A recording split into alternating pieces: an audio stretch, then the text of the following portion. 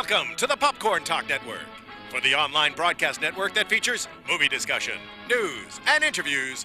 Press 1. Popcorn Talk. We talk movies. From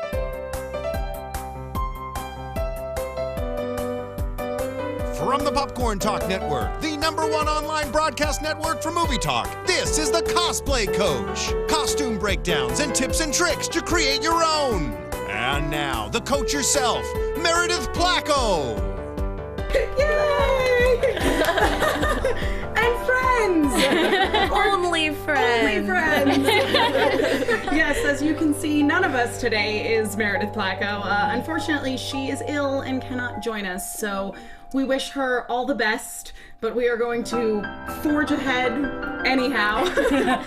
And on this episode of the Cosplay Coach, we are going to be breaking down the costumes from the screen adaptations of Jane Austen, specifically taking a look at the 2005 adaptation of Pride and Prejudice, which is amazing. But before we carry on, sitting in Meredith's chair today, you guys probably recognize me. I've been on most of the episodes of the Cosplay Coach now. I am Emma Fife. You can follow me on Twitter at Emma Fife, and I am joined by a fabulous panel of ladies. Sitting right next to me, as per usual, we have Elena Jordan. And as per usual, you can find me on Twitter at Elena Jordan. And our two fabulous guests today. I'm Michelle Chubby Bunny. You can find me at I am Chubby Bunny. And I'm Yume Ninja. You can find me at Yume Ninja. Yay! Thank you so much for joining us today, ladies. We over here, we look like your poor country cousins. The cousins we don't want visiting. Exactly. So we're like the Bennet sisters over here, and you guys are like the Bingley sisters over there. From town. Yeah, exactly. You guys are straight from London, and we're like, look at our nice country estate dresses. So, we're taking a look today specifically at the 2005 adaptation of Pride and Prejudice. First of all, I want to remind everybody that we are sponsored this month by Amazing Las Vegas Comic-Con. So I'm sorry to backtrack a little, but I want to remind everybody this. And we'll go over at the end of the episode how you too can enter to potentially win 2 tickets to get to the con. We will get you in the door. You have to get yourself there and take care of your own accommodations, but we'll get you into the con all 3 days for free. Stay tuned. We'll tell you more about it at the end of the episode when we announce last week's winner. But getting into Pride and Prejudice.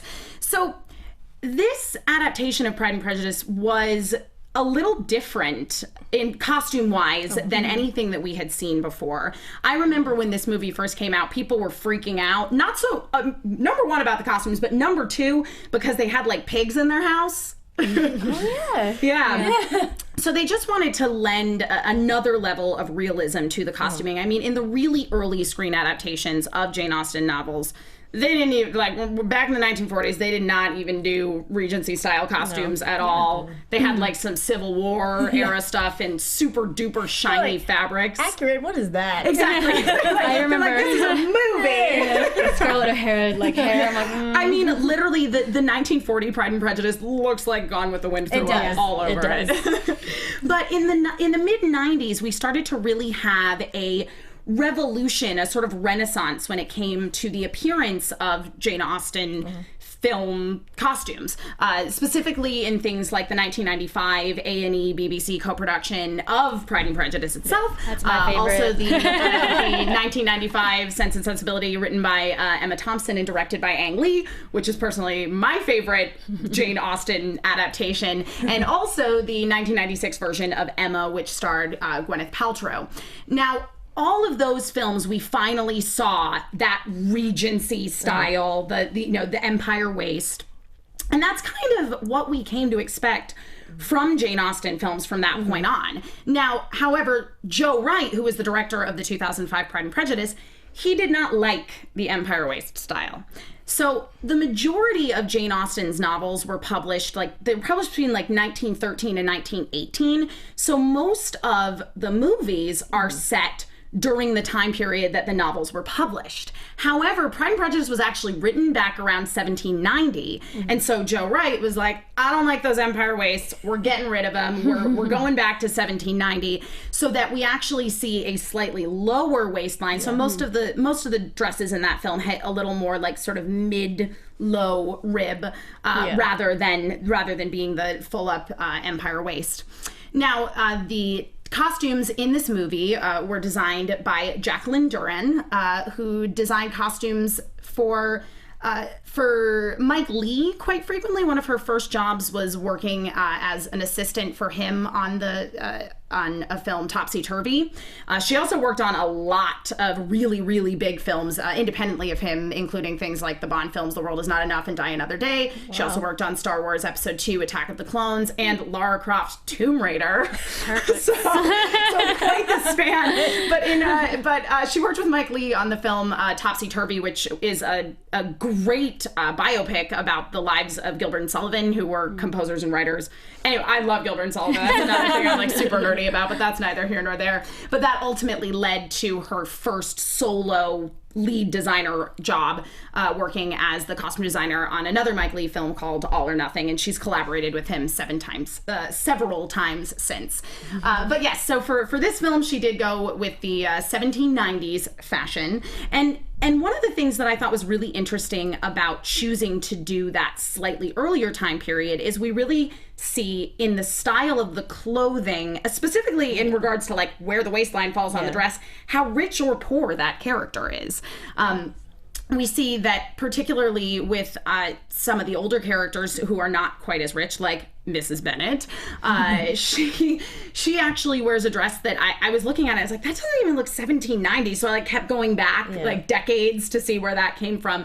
And that like fitted bodice with the open skirt on the front and the underskirt is actually more like 1780s. And it's realistic that she would have that dress because if it still fits her, she's gonna wear it. The Bennets are they're not rich people. So they only have so many dresses and resources.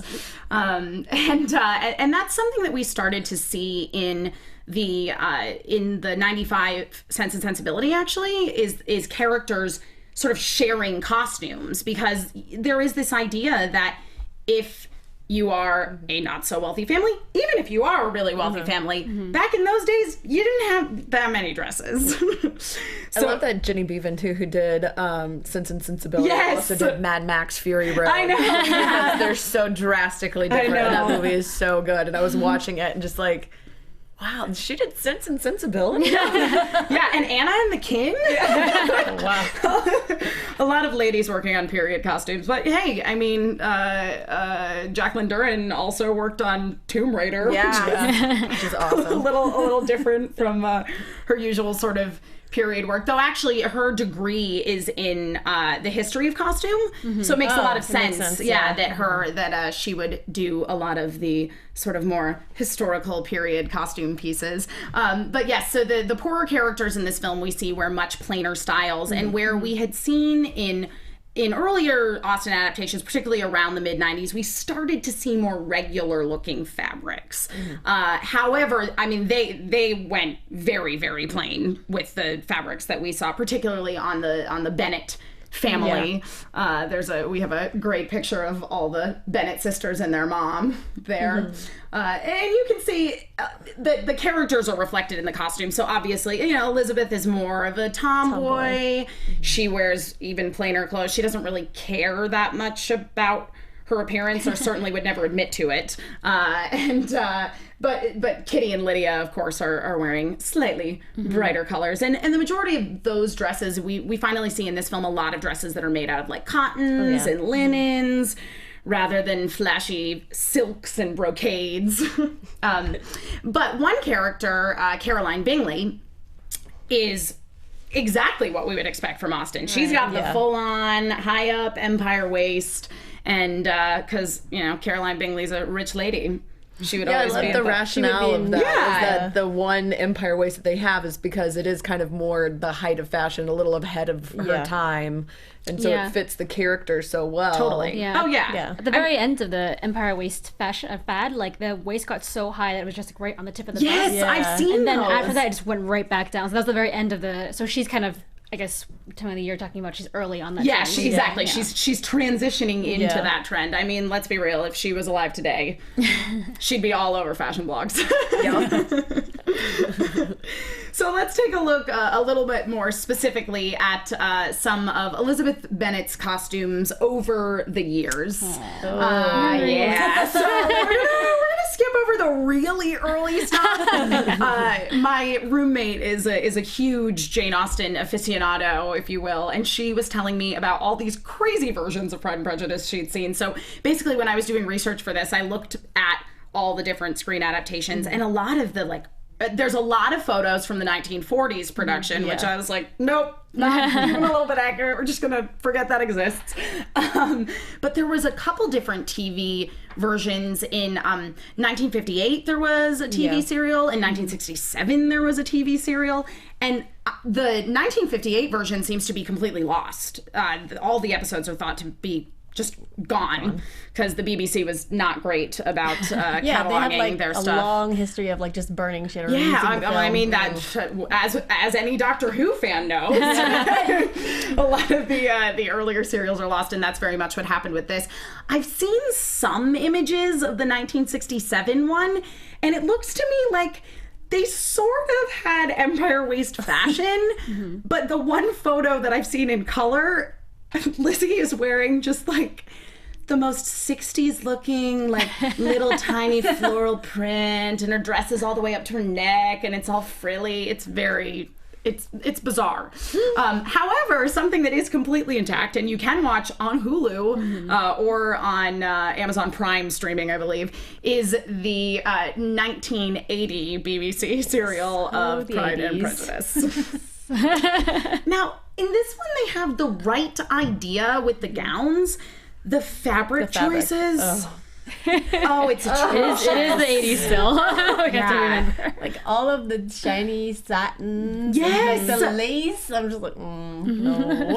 I mean, I was watching a little bit of this serial last night, and I looked at it, and I was like, oh, okay, these aren't too bad. In the first scene, it was just like, Lizzie and Jane talking about something, and then all of a sudden it cut to a scene with Mrs. Bennet, and I was like, oh no, oh no.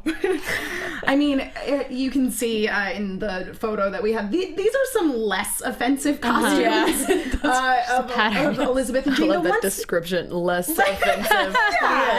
Like the fabric choice in that first one was like, they look like couches. Yes. No, it does. It looks like a couch. And I mean, we definitely see in the more sort of historically accurate Austen films that, like, there are small prints and things on the fabric. They certainly would have had, maybe little flowers and certainly stripes woven into the fabric that they make their gowns out of, but not that gold embroidery like we see on all 1980s couches. But yeah, so in of course in the black and white photo, you can't tell exactly what the fabrics are. And once again, this costume is not bad. It doesn't have that bizarre trend that seemed to have carried over from the 67 one, where they have the dresses that are up, like the mock turtleneck dresses. And certainly that was a style, but that's not like the only style they would wear as casual dresses.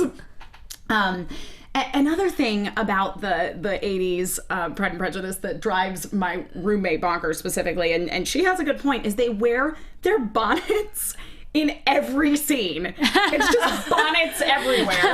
They're like I don't remember that either. in a bonnet. You know what it is? It's because every photo you see, they're wearing a bonnet. Yeah. And then most of the photos are like outside, so you're like, oh yeah, I went outside, cover your hair. Yeah, totally. Yeah, I mean, which is accurate. You would have certainly worn a bonnet outside to cover your hair, but like, I always wear my bonnets inside. I don't know what you guys are talking They about. had to make that costume cost work. Exactly. Wear every damn bonnet. Exactly. We spent the money on this thing, we're gonna wear them. Yes.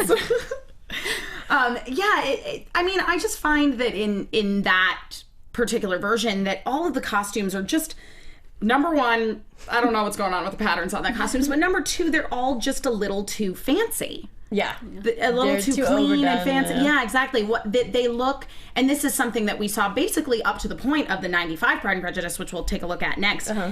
that they're just they look like costumes. They look very theatrical. Yeah. And that was something that the costume designer Dinah Collin, who did the 95 miniseries starring Jennifer L. as Elizabeth Bennet, and of course, very famously, Colin Firth as Mr. Darcy. She really wanted to create costumes that looked like they were clothes that people wore and not costumes that they paraded around to be seen in.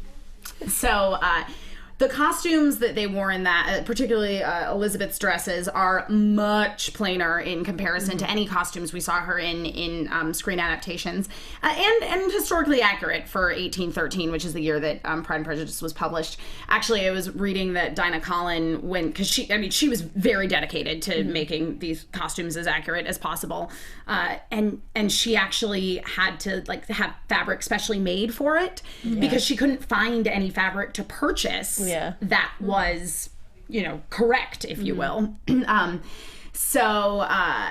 Much plainer costumes, and with the specially woven fabrics and the simpler approach to style. Lizzie wears a lot of jackets in this film. She's got a lot of jackets. Yeah, she got lots of jackets. It's cold out there in the field. Else is part of this film that if you watch it all of the sisters share dresses, and you see them wear accurate depiction of what you would have actually worn in that time period. And again, it's just that level of realism that makes it look like these are clothes, like you said, sharing clothing pieces back and forth between sisters. Realistic. I mean, even nowadays people share clothes amongst roommates, sisters, what have you. So even the colors that they use, the Bennets, because they're kind of like a merchant class. They were lighter fabrics, something cheaper than the Bingleys in this one. You can tell they're wearing silks. They have tons of color, tons of feathers in their hair. Yeah, the turbans. Yeah. Yes. The turbans. Those turbans look good though. I know. That's awesome. It's the only way you can get away with it. Yeah, it's true. Yeah, if they were badly done turbans, then no. Yeah, I feel like in the 95 Sense and Sensibility that Fanny Dashwood wears a turban to one of the balls that they go to. She's amazing. Yes, and so then honestly, in comparison to the 95 Pride and Prejudice, where we see the ladies in a relatively monotone, relatively light, actually, color scheme, the costumes in the 2005 one are sort of colorful by comparison. It's just that they're colorful on the dark end of the spectrum instead of the very muted tones. Something that we see across the board, actually, in that version of Pride and Prejudice is super saturated colors. Yeah. It's one of the things I really love about the movie, honestly, is just how saturated it is. It's very it's kind of very much the aesthetic of Joe Wright. Yeah. Because he just kind of loves, especially with that version of Pride and Prejudice, is pastels everywhere. There's a lot of food, and everybody's kind of put in as if you took a snapshot of every scene. It looks like everybody's kind of just a statue in it. No, totally. Yeah, it is. It's very much set like a painting. Yeah. You mentioned all the scenes of all the food around. I actually noticed that when I was rewatching the movie, that I was like, oh, there's all these scenes of the dichotomy between the poorer classes and the richer classes dining, which I thought was super interesting. Yes. So in this film, Keira Knightley's dresses are even plainer than the ones that Jennifer L. wore in the 1995 adaptation. She wears that lovely brown dress. The whole time. The whole time. Yeah. I feel like she has 3 dresses. They're all kind of brown. Between.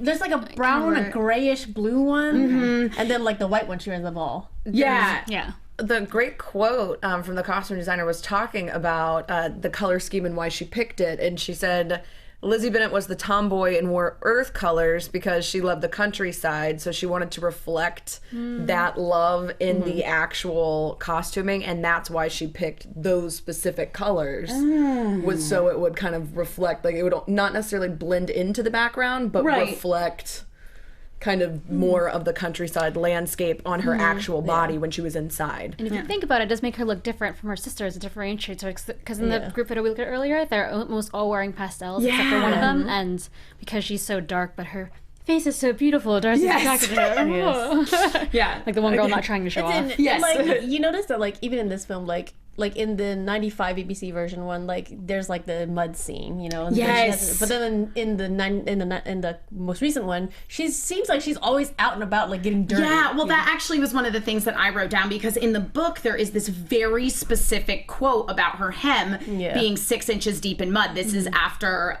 Jane has gone off to stay with the Bingleys and gotten ill, much to her mother's delight.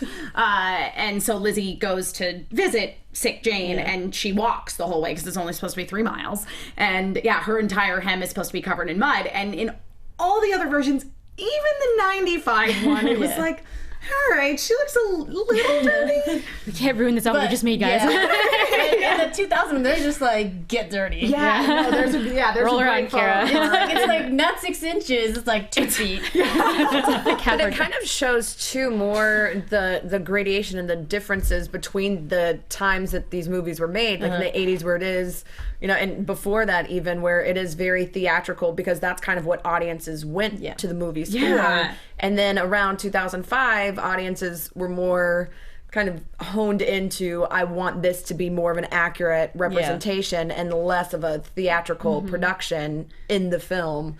So I'd love that they have that, throughout the entire thing, not only with the clothes, but with the set dressing, with everything looking more accurate to the time period instead of as theatrical and as eye-catching as some of the previous absolutely. I mean, that was something that this movie didn't shy away from in general. I mean, this is going back to what I said at the top of the show about like pigs in the house. They didn't try to make their lives glamorous at all. They made it like rustic chic, though. It's very like, it's dirty, but it's beautiful. Just look at this like dirty white, like faded wood. I'm like, all right. It's dirty, but it's so pretty. All right, I'm on board. One of the other things I thought was really interesting about this movie is even Elizabeth's ball gown is so much plainer than any other gown, any previous version ball gown we've seen her in. And the thing that really draws your attention is she does not wear gloves with her ball gown, because she probably doesn't have any. And no jewelry at all. And that, once again, going back to the 80s one, was something that really bothered me. Because they always maybe wear like a string of pearls, which is like kind of accurate. a lot of the scenes in the 95 version, Lizzie and Jane frequently wear just a little cross necklace. So the jewelry in that does not bother me the way that it does the 80s. I mean, it looks fabulous, but not exactly accurate for the time period.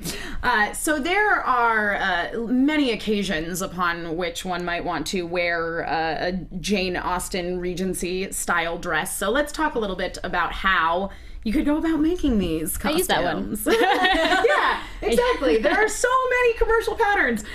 It's so funny because the past few weeks is like, we talked about Avengers, and it's like, you're gonna have to get creative.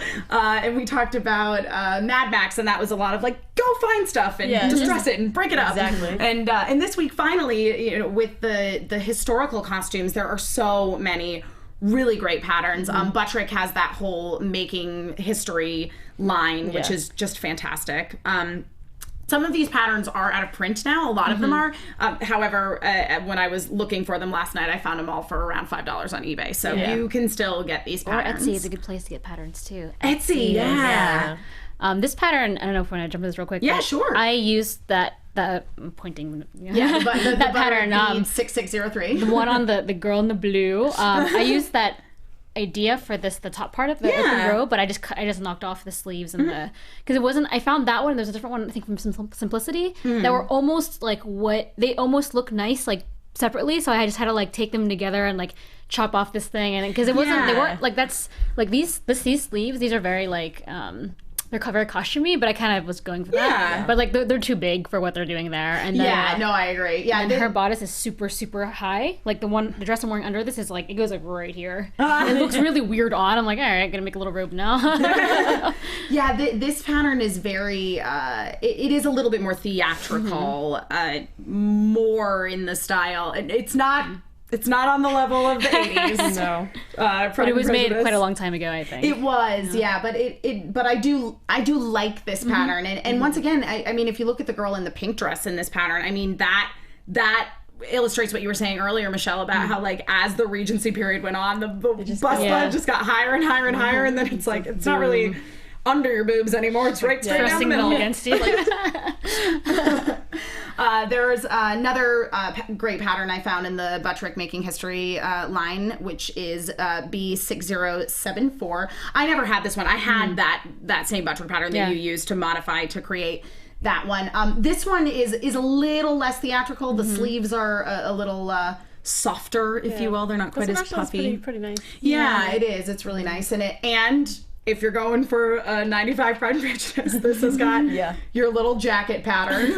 Gotta get them jackets. Windsor jacket, is that what it's called? No, it starts with that S. Some guy invented it. Spencer jacket. That's exactly right. A man invented it. Because his tailcoats like either caught on fire, they got muddy, so he had to rip them off. And he was like, "This is great. Make all my jackets like this." And the ladies were like, "I'll also wear this too," but it's not explained why that happened. Nah. Well, you know, they didn't want to hide the lovely underskirts of their dresses. They wanted to show those off.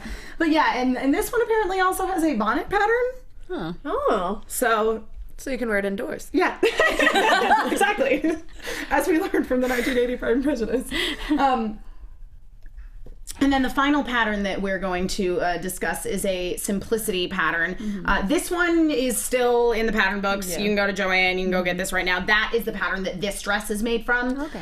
This is obviously a slight marriage of the two because I don't have the overskirt on this dress. So it's like I have the top of the one dress and the skirt of the other dress. And this one has a nice long sleeve pattern in it, which this is just backtracking a little bit to the Keira Knightley Pride and Prejudice. She wore a lot of long sleeve dresses. And I think, I want to say this pattern came out not too long after that film, because to me, this is the plainest looking Regency pattern that I've come across in terms of commercial patterns. Well, what I thought was interesting was the reason that they gave that she had the long sleeves and also kind of the taller boots was because she was shooting Domino at the same time. So she had the bigger muscles, and so that was kind of a way to make it more effeminate and not really draw attention to the fact that she was a lot muscular than she typically is. Yeah. So I mean, I like having the long sleeves for that reason, is because it kind of makes it look a little bit more effeminate when I'm definitely not built like they were built back then. Totally. So. Yeah, because it's true. Because I mean, she wasn't out mucking stalls or like there could be no justification for her to be really muscular. So yeah.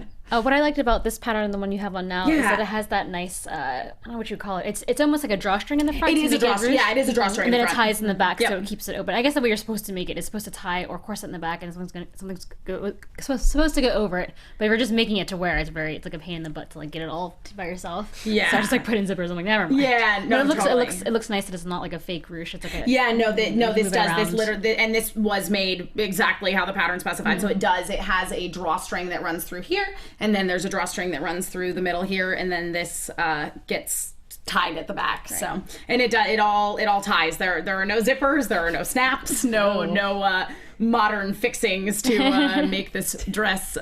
So go with your buddies. Yep, exactly. Yeah. You're gonna need help. Trust each other. And the dress that Elena is wearing is made somewhat similarly. This one has buttons in the back, which is maybe I think that's accurate as well. Because there's still a corset underneath it. That exactly. has Yeah, and that's the thing is, I mean, even though we're not seeing the cinched Victorian waistline, they are still wearing corsets underneath these dresses, and that's what gets your boobs to be at the right height for them, especially if you're wearing the lower cut ones. Like I remember I did a production where we all wore Regency style gowns. This was a production of, interestingly enough, one of Gilbert and Sullivan's operettas, Renegor. And I remember we all tried on our dresses and we're like, our boobs are not in the right place. So we all ended up investing in push-up bras so that we could, so they would north. be, so they'd move a little north, like the sails. Yeah, like the corsets would do. So in terms of fabric choices and such for these costumes, the dress that I'm wearing, which is a very plain sort of Lizzie Bennet sister-esque dress, perhaps Dashwood sister as well. They're not very rich either. This is a like cotton linen blend, so I was ironing it before I came in. Linen is a lovely fabric, and certainly they would have had linen dresses. Many of the dresses that I was, when I was doing my research on Pride and Prejudice, said specifically that they were made of linen or like a linen cotton blend. But oh man, does it wrinkle? Yeah. It's nice and cool to wear in the summertime, though.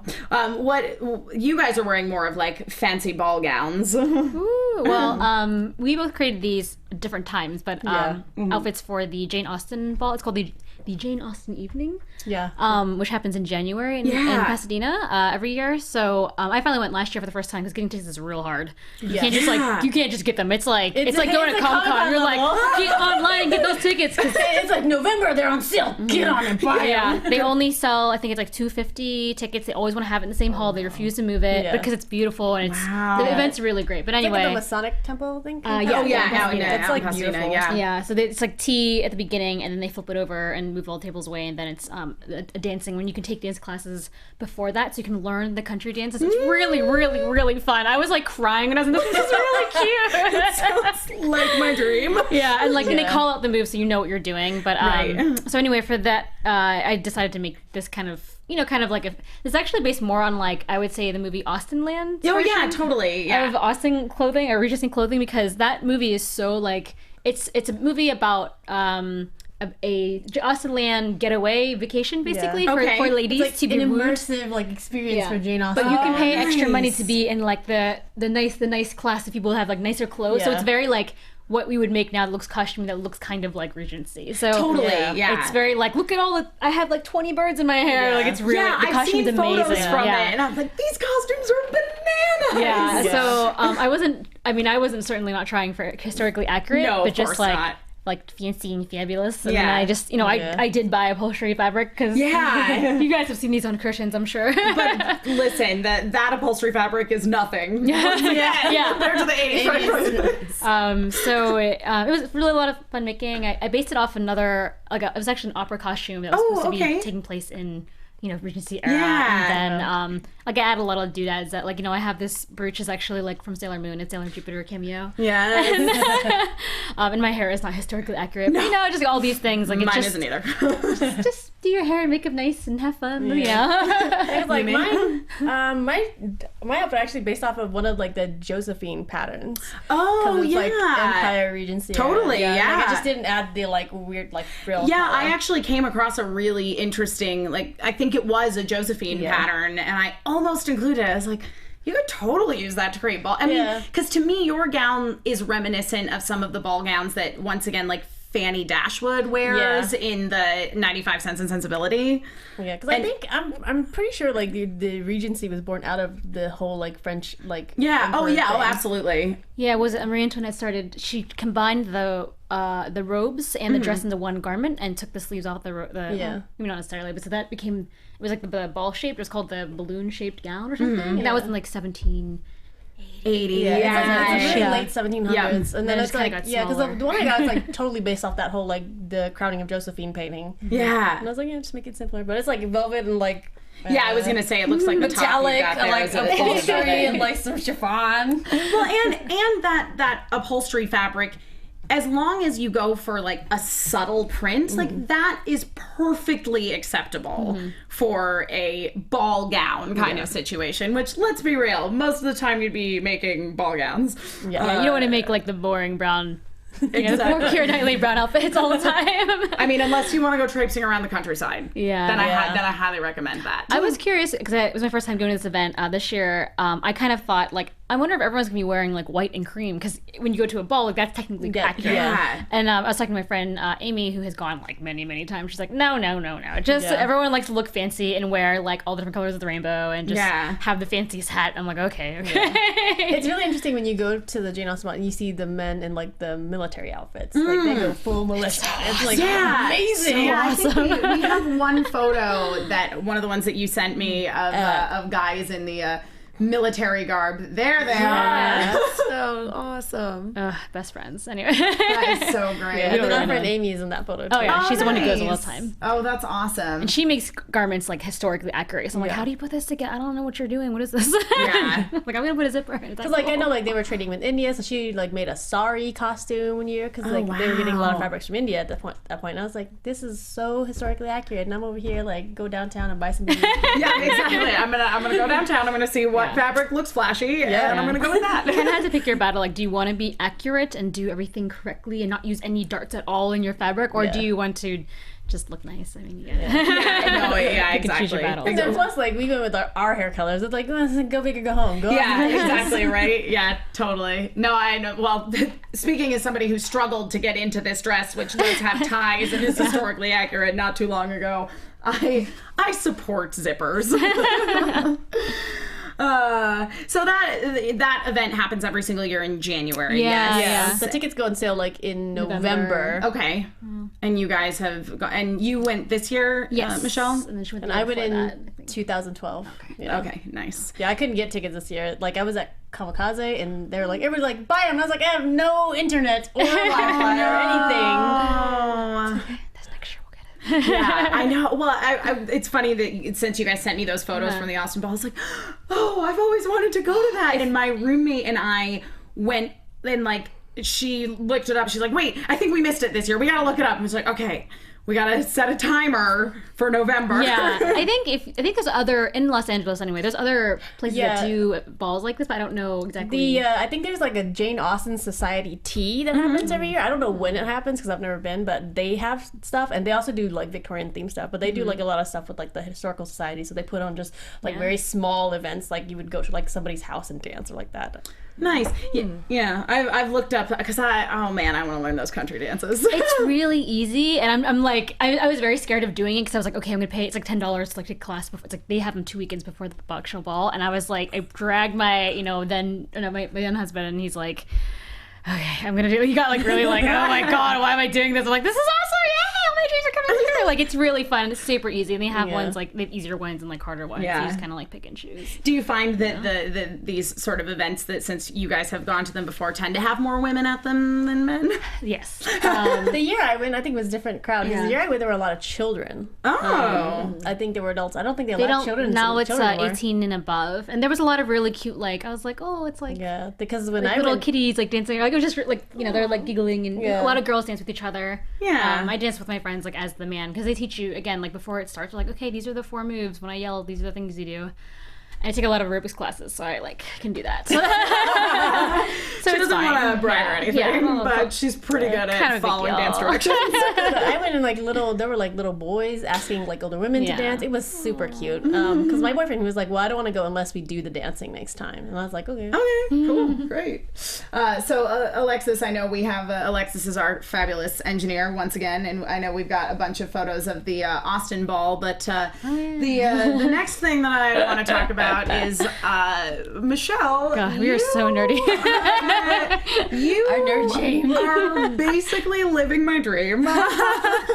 Michelle had a Jane Austen themed bridal shower. Is that correct? Specifically was Austen Austen Land. Land. Yes. So like super like even more colorful than that. Yeah. And Yume was my maid of honor, so she threw the thing. I didn't really know. I kind of knew it was happening, but like, I didn't really know exactly. Like I was just put into a car. Yeah, because I was like, okay, you have to like do your hair kind of like this, because she had to know, because then I made a dress for her. Oh. So I was like, okay, well, let's just get everything. And I was like, and we have a couple friends who just like love to bake. So I was like, okay, let's just make like this as like pastel and crazy as possible. Yeah. Because even in Austen Land, like there's a ton of food, just like a picnic with like trays and like tables. Everything looks like Yeah. a portrait in that movie. Yeah. Like the set decorator is crazy. It's like gold leafing everywhere and like blankets. So how they decorated it is all quotes from the movie and all these stupid things like "You are my fantasy." Because the main character, the guy who plays the main love interest, there's 2 of them. There's J.J. Field, dreamy, and then there's Brett McKenzie from Flight of the Conchords. I didn't even know he was in that movie. We turned it on. I was like, this is gonna be It's amazing. amazing.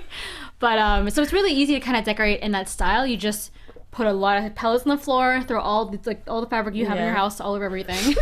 You can literally get like fabric and just drape it over like an ugly table and just put like tea settings out, and it automatically makes everything like magical. Totally Austen land. Well, Elena, you were mentioning about the fact that there's like a Goodwill surplus store. There is my dream Goodwill, is a Goodwill outlet store, which those are nonsense words. But you go and they just have these huge bins of things that they'll rotate out every 20 minutes or so, and they charge per pound.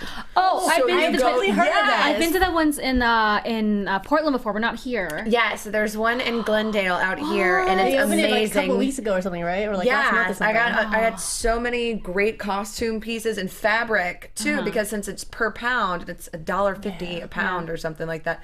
You just load up, and I got tulle and mesh, and I was like, this is a scent. I'll just put all of this in here. Yeah. So to me, that sounds like that's the exact place you want to go. If you just need just copious tons of amounts of fabric. fabric to throw all over your settings. Yeah. So where exactly did you guys have this event? We had it at one of our friends' backyard, because she lives out in Pasadena or somewhere. Okay. And so she Where they have yards. Where they have yards. They have yards. We live. Yards. And not like us in Los Angeles. But yeah, like she's kind enough to let us use it, and like we got there early enough. Like, I had to go like a couple weekends and like measure everything out, and like, okay, we need like 4 tables, guys. Now, did you have most of the stuff that you used for the decor, or did you buy some stuff specifically to give it that Austen land feel? Because so many of our friends like do like Cosplay. events or cosplay. We are all and some nerds. of them like are in like production stuff. I was just like, if any of you guys are coming and have anything on this list that I need, just bring it. Yeah, And it's so like most of the stuff that we all got like just donated. like rule number 1, bring lots of fabric. Rule number 2, put furniture outside. It makes it look like fancy all of a sudden. Like, oh, look at this nice chair outside. Oh, you put putting indoor furniture outside. Yeah. Totally. And then we like there was like a huge tree, so we just kind of like put like yarn through like between like a roof and stuff, and just like hung fabric everywhere, so there was kind of shade. But it was like really simple. It looked so much more complicated than it was. Yeah, no, because it looked spectacular. And we do have some photos of your party guests as well, all in their dresses. My friends. That's awesome. Yeah, it was very nice. And so, did you just like send out a memo to the guests, being like, "Hey, show up in your Regency gear"? I think I spent like 2 or 3 months planning, so everybody knew beforehand, and like everybody who was invited, I was like, okay, dress in Regency or just any sort of costume in like vintage or whatever you want to come in, and just be as like pastel or crazy as possible. I love it. Yeah, it's a great color palette across the ladies here. I think I have one maybe close up of one of the girls who's the one in the bonnet who's there she is. That's Amy. That's the girl who makes everything historically accurate. Oh, there you go. Because I was professional. I know. I was looking at her and I was like, man, like she looks like she stepped right out of a BBC miniseries. It's like that's not like her only accurate dress. Like she has like a ball closet gown, full. and she has like a country It's not her only day bonnets dress. either. Oh my gosh, not her only bonnet. Like she has like the ones like from the 95 one. It's like you have like the like kind of wicker brim, but then it's like kind of like a round hat. Like she has one of those too. I was like, I don't know what's Steps called. to be fancy. Take indoor furniture, put it outside. Take outdoor bonnets, wear them in. Yes. Instant fancy. But I mean, this is a good example of wearing a bonnet correctly. That's hilarious. This was a no cell phone zone? You okay? Everything's fine. No, I don't know why everybody put their cell phones there. Whatever. It looks like a good enough place. And then best friends. yay. Yeah, I love that green. Yeah, dress. and that was like at a Goodwill. Like I think they had acquired a bunch of like kind of Indian costumes from a theater production. So I just went and bought like a whole bunch of Indian like costumes, and I was like, well, of the times, I'll just cut it up and repurpose it. Well, which as we know now, thanks to your friend Amy, is historically accurate because they were trading with India quite a lot. Yep. Now, you said that you made Michelle's dress for this. Yeah, I bought the base dress, which is like the white you see, but then I went to Goodwill and then found like this crazy like 80s like beaded jacket. And so I cut everything up and kind of like sewed it on, and I put like trim and everything on it, and like bought like an underskirt for it just to kind of make it like kind of accurate because we're going for like the ball gown from the Austen movie, which is somewhat accurate. It's very pretty. You get to see this movie. I know. I've seen so many Jane Austen film adaptations. I've seen Becoming Jane. I've seen Jane Austen Book Club. Yet I have not seen Austenland. Austenland is very different because it's very much like if you were the main character, this was the road you would take. Right. Yeah. But the great part about the outfit she made for me is that. So when we talk about, you know, cosplay and like hardcore, we're like, yeah, make it from scratch. Like, sometimes you don't gotta be stuff from scratch. No. We are the masters of like dollar store cosplay. Yeah, because sometimes we just want to wear it for one day, you know, it's not a big deal. Like, no one's judging it. But so the base of it with the white part was it just from, like a nightgown from China or something? It was like a summer like chiffon dress from China. Yeah, and just perfect. And it was a little bit short, so she put another skirt underneath it and just like pinned it into the waistband. Yeah, and it was already empire waisted, so and it had that ruche around the collar. Yeah, I added that, and then I added the waistband. I added like she put like pearls. It looked like totally the same thing. I was like, the dress ended up looking great, and that's the thing that I think is really good to bring up is because it's like you say, people will get so gung ho about just making everything from scratch, and you don't have to do that. You can have some really great costumes that you've modded from existing clothing or existing costumes even that you cut up and you use the pieces that look good and you remake the pieces that don't look so good.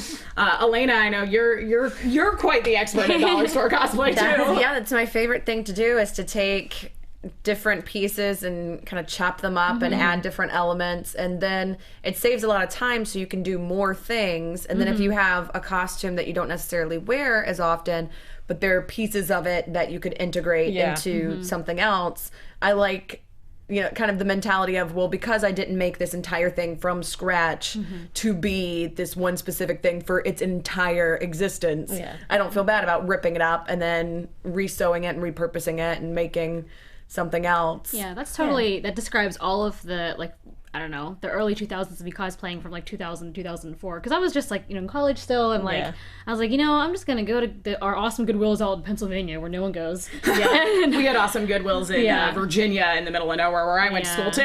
You just find stuff and chop it up and hope for the best. I mean, it definitely saves you time. And like, I think even when you look up like specifically like Regency, like kind of blogs and stuff that give you advice, and they're like, just go find like a high-waisted like vintage like 70s styles sometimes come really close, like just like make just a bodice for it, like get a white summer dress that's ruched, make like a little jacket for it, done. Like piece of cake. Well, and the dress that you got, did you order that specifically, or did you find that at a Goodwill? I like looked around because I was like looking at Goodwill to see if I could find any that were nice enough, and then like I found it like on some random like Chinese like site. It was like AliExpress, and it was like maybe like $20. Great.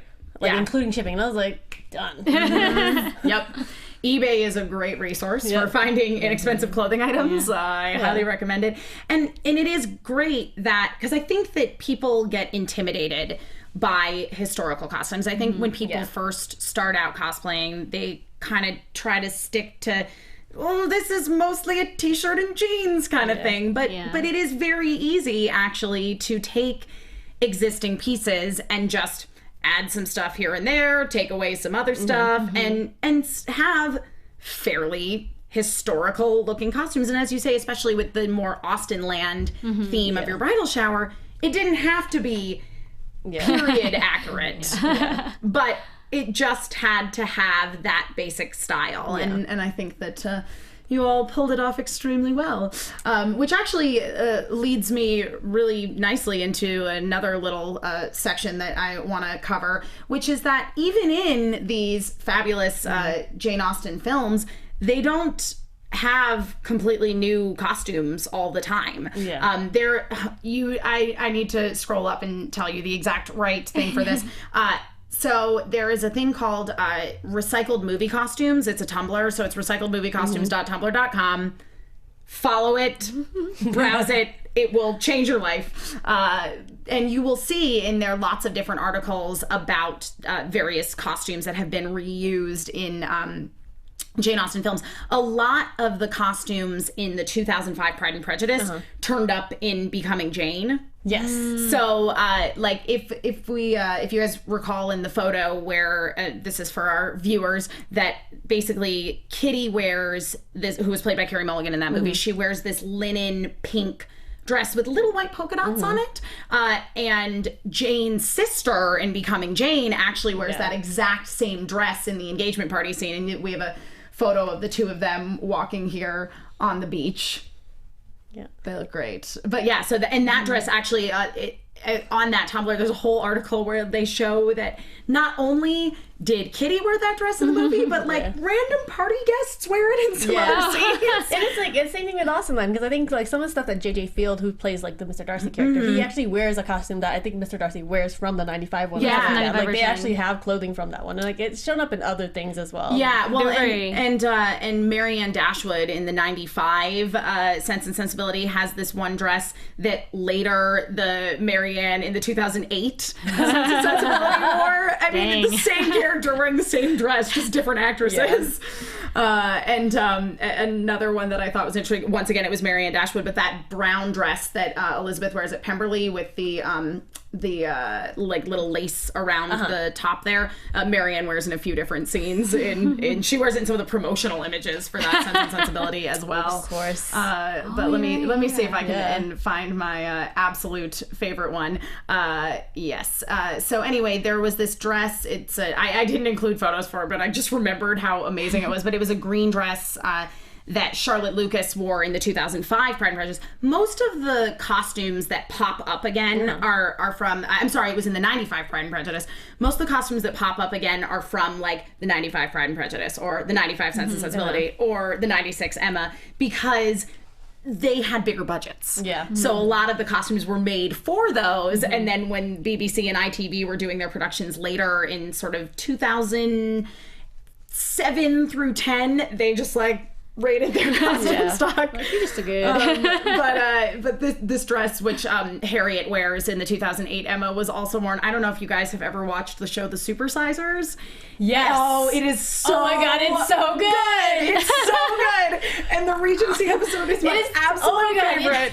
It's my favorite, but it's the worst because you learn that like all they did was drink. Yes. Like there's no water. All we do is drink. And that was actually another thing that I loved about the 2005 Pride and Prejudice is they did not shy away from how much they drank. Yeah. But the dress that Charlotte wore in the 95 Pride and Prejudice is one of the dresses that Sue wore on that episode. So true. Supersizers. Yeah. For anybody who's never seen Supersizers, you must look it up. You should watch it. Comedian Sue Perkins and Giles Corrin, who's a food critic and a writer, and they live out Britain's history through food. Yeah. So they live like as these people. They dress and they're given like kind of like social class and what they do, and then they just like make this food and like this is how we eat it, and then like sometimes they're just like I've gained like a bajillion pounds and I feel awful because I want water. like at the later season, I think they do like Rome, and I was like, oh that one's rough. But before we wrap up the show completely here, we do have an announcement to make. As I mentioned earlier, and as we've been mentioning in past episodes, we are sponsored this month by amazing Las Vegas Comic-Con, which is June 19th through the 21st at the South Point Hotel and Casino in Las Vegas. Guests include people like John Barrowman from Doctor Who and Torchwood, and some of the original voice cast of Sailor Moon from the Deke and Cloverway days. But we are able to give away 2 tickets each week to that convention. If you want to potentially win tickets to the convention, what you need to do is follow the Cosplay Coach on Twitter. Follow Cosplay Coach, follow at Elena Jordan, follow at M Placco, follow at Emma Fife. But we'll take it if you just follow Cosplay Coach. And then also head on over to iTunes, rate us 5 stars, and just leave your Twitter handle in your comment. That's very important so we know how to track you and find you. And you will be entered for a chance to win tickets to Amazing Las Vegas Comic-Con. Our winner from last week, where we also included a trivia question, is Tavish de Groot. I apologize if I pronounced your name incorrectly, but you correctly answered. I know, right? But you correctly answered that the name of Max's partner in the first Mad Max film was Goose. That is 100% correct. He was also apparently the only character to have an actual leather jacket in that movie. So yes, Tavish, please send us an email at thecosplaycoach@gmail.com so that we can confirm it is you, and we will put you on the guest list so you can attend amazing Las Vegas Comic-Con. Any closing thoughts before we say goodbye here? Ladies, thank you so much for joining us. Thanks for having us. Where can we find you on the internet to remind everybody? I am at Yume Ninja everywhere: Twitter, Instagram, Facebook. Yeah, and I am at I am Chubby Bunny. And you guys have a website as well, yes? Yeah, we both write for DefectiveGeeks.com. We do hosting and blogging over there, and all that fun nerd stuff. So you should go over there because I'm sure you're all fun, nerdy people, much like we are. Elena, what about you? You can find me on Twitter at Elena Jordan and on Instagram at That Elena Jordan Girl. And you can find me all over the internet at Emma Fife. You can also find me on some shows at our sister network here, AfterBuzzTV.com. I currently host the show Robots in Disguise, the after show for that, along with our fabulous technician, Alexis. So thank you so much. And thank you so much to all of you guys. Remember to rate, comment, subscribe, give us a thumbs up on YouTube. And next week we will be taking the week off, but do be sure to follow at the Cosplay Coach on Twitter so that you can listen for future announcements about what we'll be discussing when we return. Bye, guys. Bye.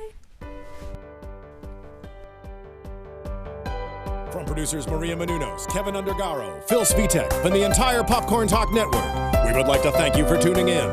For questions or comments, be sure to visit popcorntalk.com. I'm Sir Richard Wentworth, and this has been a presentation of the Popcorn Talk Network. The views expressed herein are those of the hosts only and do not necessarily reflect the views of the Popcorn Talk Network or its owners or principals.